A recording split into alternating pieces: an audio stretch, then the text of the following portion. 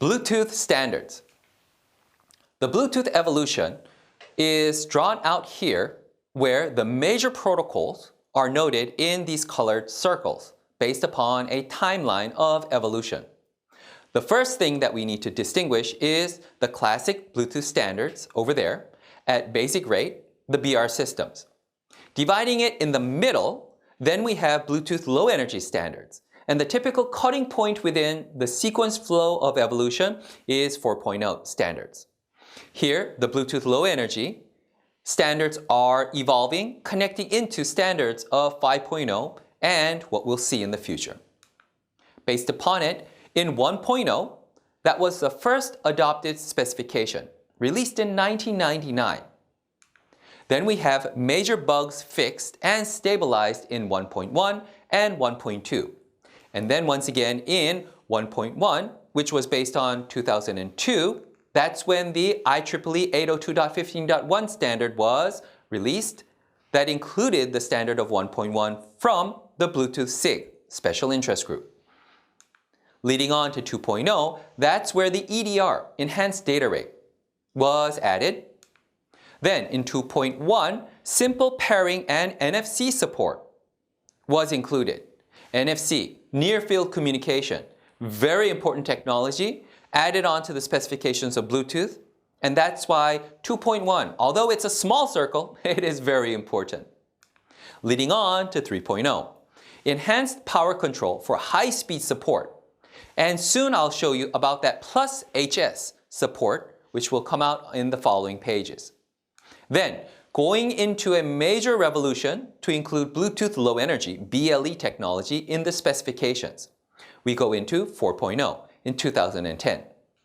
Then, leading into fourth generation mobile communication LTE coexistence at 4.1 Bluetooth specifications.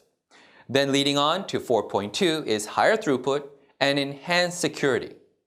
Then 5.0 standards in 2016.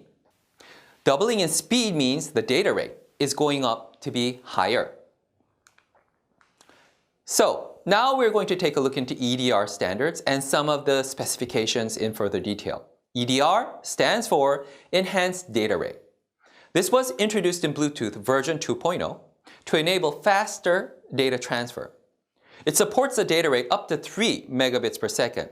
And EDR provides low power consumption, which is really needed because a lot of Bluetooth devices are wireless battery operated.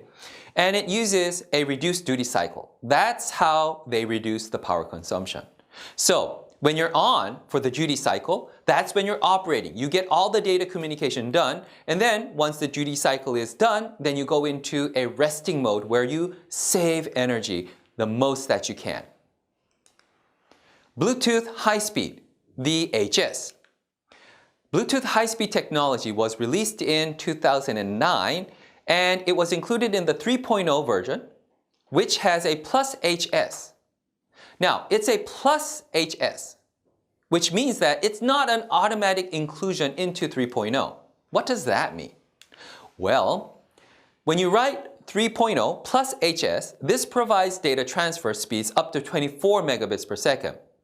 However, you're not using just pure Bluetooth. The Bluetooth link is used for negotiation and establishment like a control channel, and the high data rate traffic is carried over co-located Wi-Fi links using 802.11 technology. And as you know, Wi-Fi 802.11 technology can go further distances. In addition, their data rates are much higher than Bluetooth because they are wireless local area network protocols, in which Bluetooth is a wireless personal area network protocol. So Bluetooth is a WPAN, P-A-N technique, in which also Wi-Fi is a WLAN, wireless local area network protocol. And their purpose and their designs are different. So when you see the 3.0 plus HS, you know that there is a co-located Wi-Fi support that needs to be used. If you think about it, around about 2009, this is when the evolution of smartphones evolved. The first smartphones that evolved around about 2007 When it reached 2009, already Android-based smartphones and Apple-based smartphones were abundantly around. In addition, we had tablets, smart tablets and iPads around. What were on these smartphones? It was Wi-Fi and Bluetooth and mobile communication. So you had one unit that you could interactively use Wi-Fi and Bluetooth on a same device, and these techniques were controlled by one control unit altogether. So if you have that, why not have Bluetooth take advantage of a helping Wi-Fi system? And that is where the concept in 2009 made this possible. Bluetooth high speed, the plus HS. This is a part of the specification. It's not mandatory in 3.0. So when you use it, you have that plus HS. What do you mean by that? Well, I mean it like this. If it was a standard part of the 3.0 standards, then you do not need to write it as a plus HS to follow the 3.0. The reason that it is a 3.0 with a plus HS written on it means that it is not a part of the mandatory 3.0 standards. So when you use it, it needs to be notified that it is in use. And that's why they write it as a separate plus HS following Bluetooth 3.0.